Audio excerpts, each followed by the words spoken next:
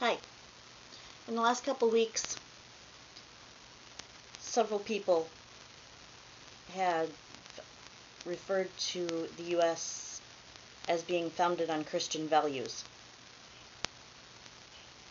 That's not even close to right.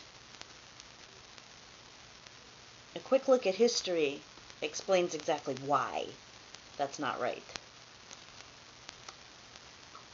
Now, to establish Christian values, in this case I'm meaning the notion of divine right, which means that God has appointed a person or a family or bloodline to rule over all the other people, and therefore they can do no wrong because they're appointed by God. Also, the idea that everybody has to be saved. Everyone has to convert to Christianity. That's a Christian value. And that there are no needed explanations for anything that happens other than it's God's will. In contrast to those points, during the time that the Declaration of Independence and the Constitution were being written, the Enlightenment was either getting underway or well underway, depending on which historians you talk to. It was also known as the Age of Reason or Age of Rationalism. The Enlightenment is held to be the source of critical ideas such as the centrality of freedom, democracy, and reason as primary values of society. You can see how those go against the idea that God has ordained people to be in certain roles, including the king, and that whatever God does is good because he's God. Circular thinking there. And that you don't need any reason for anything happening other than it's God's will.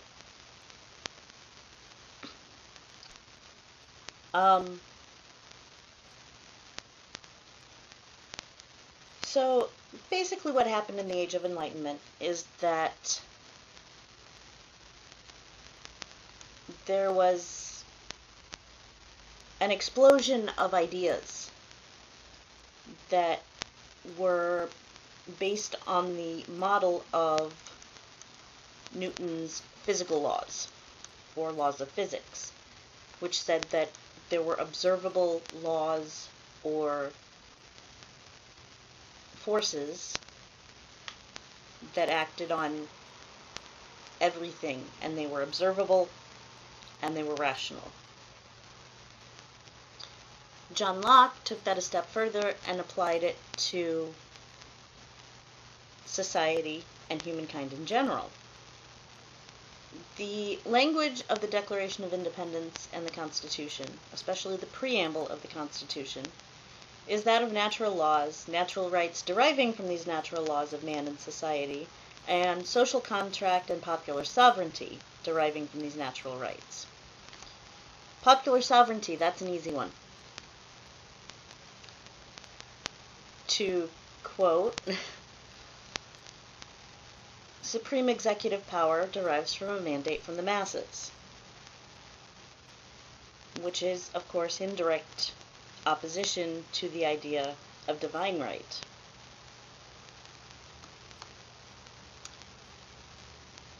So the fact that the U.S. started off electing its leaders right there is not a Christian concept in the least. Let me quote from the Declaration of Independence and the Constitution.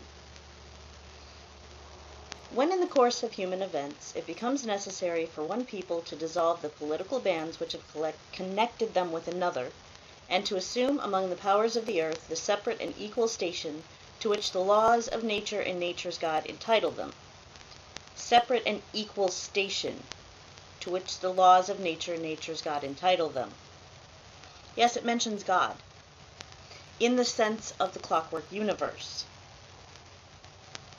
In this school of philosophy, God created the universe and then sat back and let it do its thing according to natural laws. The separate but equal station, again, now that's far more associated with the civil rights movement. But back when the Declaration of Independence was written, that was considered completely revolutionary, because it was saying that everybody is equal.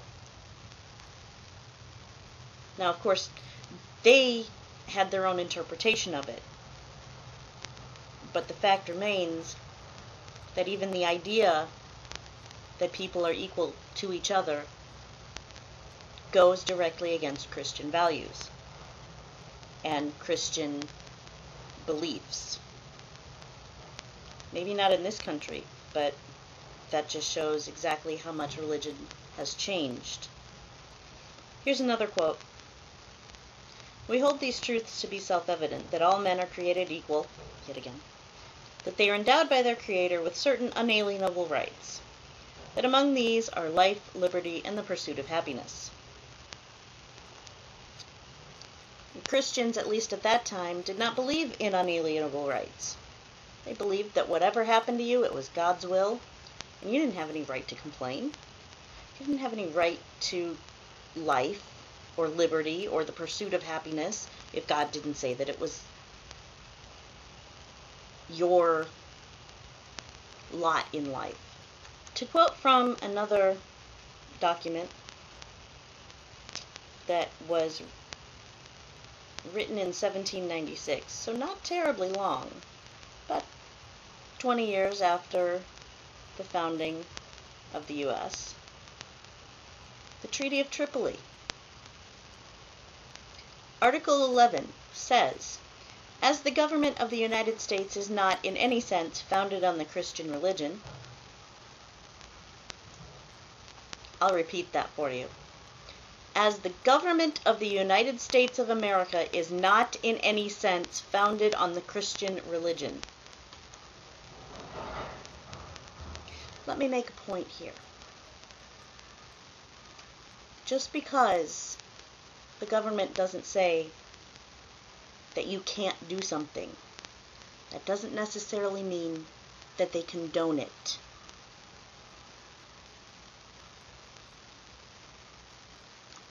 That doesn't mean that they agree with it. That doesn't mean that its ideals have worked its way back in history to change historical documents.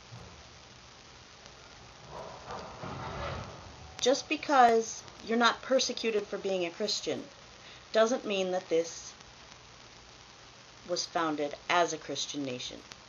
It was founded specifically as no religion. That's the whole point of the separation of church and state, so that there is no state-sponsored religion. I'll close with a quote that someone ever so kindly shared with me. I'm sorry, used to attack me. This twit said, "You're guaranteed freedom of religion, not freedom from religion." Bullshit. That is exactly what you are guaranteed. You are guaranteed that the government will not jam any religion down your throat. You're also guaranteed that if anybody harasses you to try to jam religion down your throat, you have legal recourse. Don't tell me that I have freedom of religion, not from religion. Yeah, that's exactly what I have.